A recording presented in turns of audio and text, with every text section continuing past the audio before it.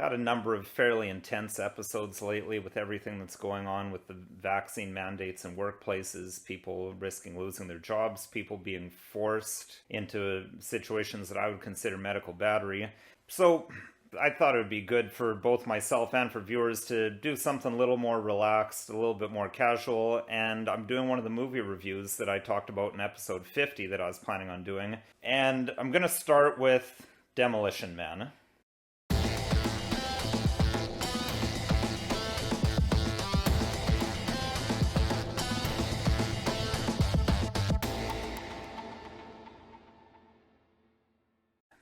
Hello, my name is Nicholas Wansbutter. I'm a criminal defense lawyer in Stratford, Ontario, Canada, and welcome to Don't Talk TV. So, as I mentioned a few weeks ago, I'm a sci-fi buff, science fiction movies, novels, tabletop games. These are some things that I enjoy doing in my spare time. Bit of a stress reliever, bit of an escape from the craziness of our modern world. And I'd like to mix things up a little bit on Don't Talk TV sometimes by doing reviews of some of these, because I mean, we practically live in a science fiction movie right now. Honestly, it's more fun to watch them than to live in them, but let's talk about watching one today. So I want to talk about Demolition Man. I thought this is absolutely the most fitting movie to be my start into doing movie reviews, because we're practically living in Demolition Man. The film, it's a 1993 film starring Sylvester Stallone and Wesley Snipes, and the basic premise is that Wesley Snipes is some kind of super criminal. Sylvester Stallone is a kind of a super cop. I mean, it's classic early 1990s fare. Both of them are cryonically, or they call it cryogenically, but the actual correct scientific term is cryonically frozen for various crimes. So, and then they're thawed out in the year 2032. Now, as I say, the 2032 that they're awakened into is practically the 2021 that we're living in.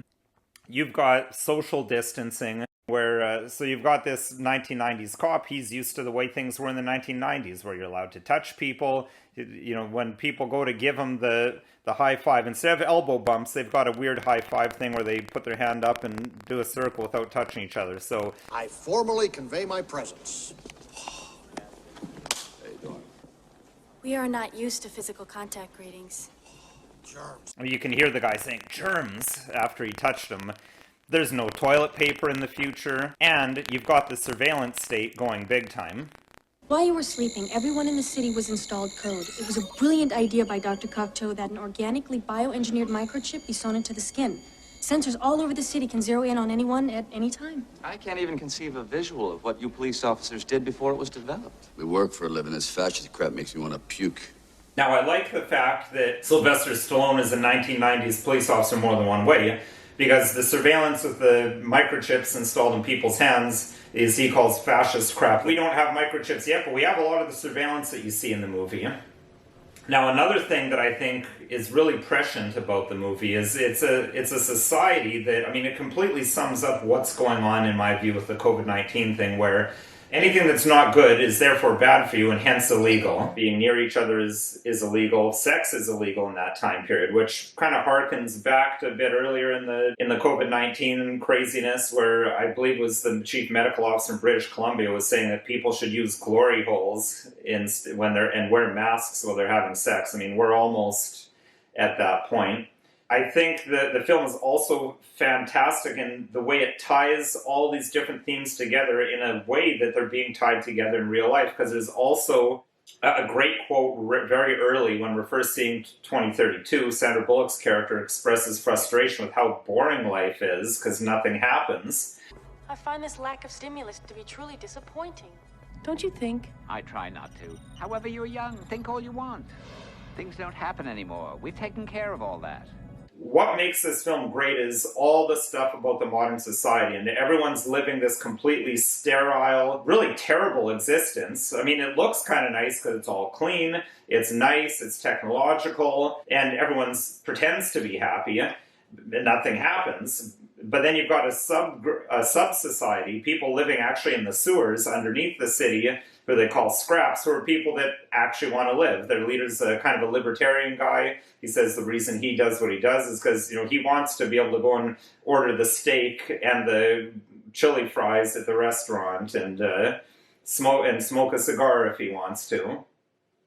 So for a film made in 1993, it really nails the whole surveillance state and the concept of a sort of medical tyranny where people's lives are essentially rendered not worth living and not human anymore, not as a non-human existence, because of this overreaching attempt to make everything safe and to make nothing happen anymore and no one gets sick anymore. And the thing is, it really demonstrates how a society where nothing happens anymore is unbearably dull. I mean, to the point that, watching that film, I'd almost be suicidal living like that.